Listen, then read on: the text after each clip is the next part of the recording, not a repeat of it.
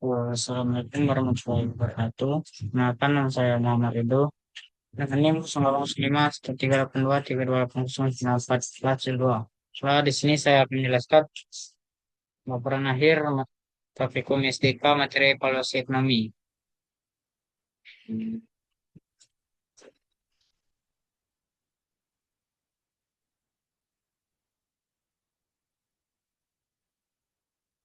Apa itu evaluasi ekonomi?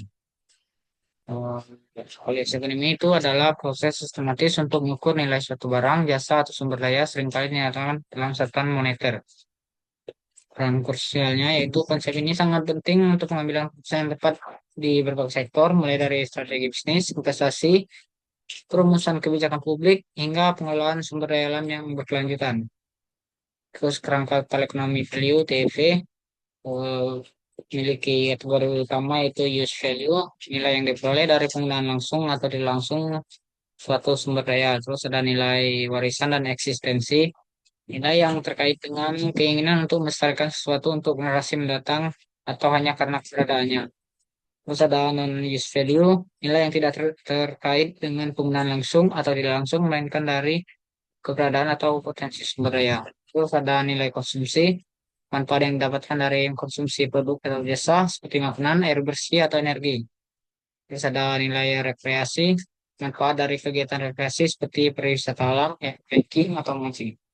Terus ada jasa ekosistem, manfaat yang diberikan oleh ekosistem seperti penyerbukan, regulasi iklim, atau pencegahan erosi. Terus ada metode utama polisi ekonomi, itu ada market approach, membandingkan aset yang dinilai dengan transaksi aset serupa yang terjadi di pasar, umum digunakan untuk properti atau saham. Terus ada DCF, discounted cash flow, memproyeksikan arus kas masa depan dan diskon tekannya nilai saat ini, ideal untuk bisnis atau proyek investasi. Terus ada asset valuation, itu menilai berdasarkan biaya penggantian aset atau potensi pendapatan yang dapat dihasilkan dari aset tersebut. Terus ada non-market valuation, digunakan untuk mengukur nilai barang atau jasa yang tidak memiliki harga pasar langsung, sekali untuk lingkungan. Terus ada contoh metode non-market, preferensi yang terungkap dan dinyatakan. Pertama itu ada reflect preference, yaitu preferensi terungkap. Metode ini menganalisis perilaku nyata individu di pasar terkait untuk menyimpulkan nilai. Contohnya, sejauh mana orang bersedia membayar lebih untuk rumah yang dekat dengan fasilitas lingkungan yang bernilai, seperti taman atau pantai, yang secara implisit mengungkapkan nilai fasilitas tersebut. Terus ada state preference, preferensi yang tidak dinyatakan. Metode ini menggunakan survei dan eksperimen untuk mengukur kesediaan masyarakat membayar BTV atau menerima kompensasi BTA untuk perubahan dan kualitas lingkungan atau jasa lain yang tidak memiliki harga pasar. Ini dilakukan melalui skenario hipotesis. Terus ada contoh studi kasus polisi bangunan bersejarah di Kota Tua Jakarta.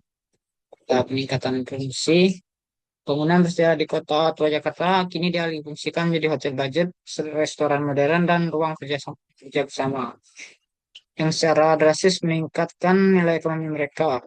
Terus ada dampak investasi. Studi menunjukkan bahwa hotel budget memiliki interval rate of return IRR sebesar 14,29% dengan net present value mencapai 58,3 miliar dalam periode pengembalian modal sekitar 14 tahun. Terus ada value engineering. Pendekatan value engineering diterapkan untuk memaksimalkan fungsi dan nilai ekonomi aset heritage, memastikan keberlanjutan investasi dan kelestarian nilai historis. Terus ada relevansi polisi ekonomi dalam kebijakan dan pajak. Pertama itu ada dasar penggunaan pajak. Polisi properti menjadi dasar untuk penggunaan pajak properti, memastikan keadilan dan akurasi dalam perhitungan kewajiban pajak.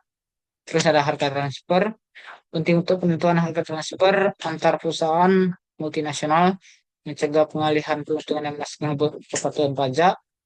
Evaluasi dampak lingkungan, membantu mengevaluasi dampak ekonomi dari kebijakan lingkungan, mengukur biaya dan manfaat dari inisiatif keberlanjutan, merger dan akuisisi. Nilai aset dalam merger dan akuisisi secara langsung dari perhitungan pajak, capital gain yang merupakan aset krusial dalam transaksi korporat.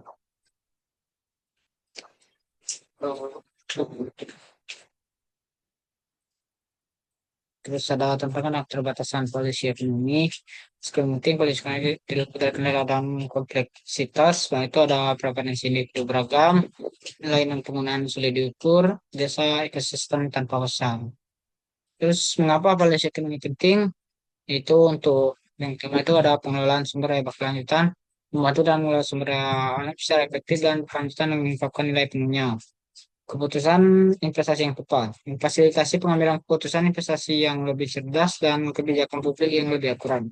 Terus ada mengungkap nilai tersembunyi, mampu menunjukkan nilai tersembunyi dari aset dan jasa yang seringkali terabaikan atau diremehkan dalam analisis ekonomi tradisional. Kesimpulannya itu, kesimpulan polisi ekonomi sebagai alat strategis, yaitu hubungan nilai dan keputusan. Polisi ekonomi secara fundamental menghubungkan nilai ekonomi yang dengan keputusan nyata yang diambil di sektor bisnis, pemerintahan, dan masyarakat luas. Terus mengungkap nilai sesungguhnya dengan penerapan metode yang tepat, polisi ekonomi berdaya untuk mengungkap nilai sesungguhnya dari aset dan jasa, mendorong pemanfaatan yang optimal dan berkelanjutan untuk jangka panjang. Terus menciptakan masa depan cerdas. Dengan demikian, mari kita manfaatkan polisi ekonomi sebagai instrumen untuk menciptakan keputusan yang lebih cerdas dan berdampak positif bagi masa depan kita bersama. Mungkin sekian dari saya akhiri. Assalamualaikum warahmatullahi wabarakatuh.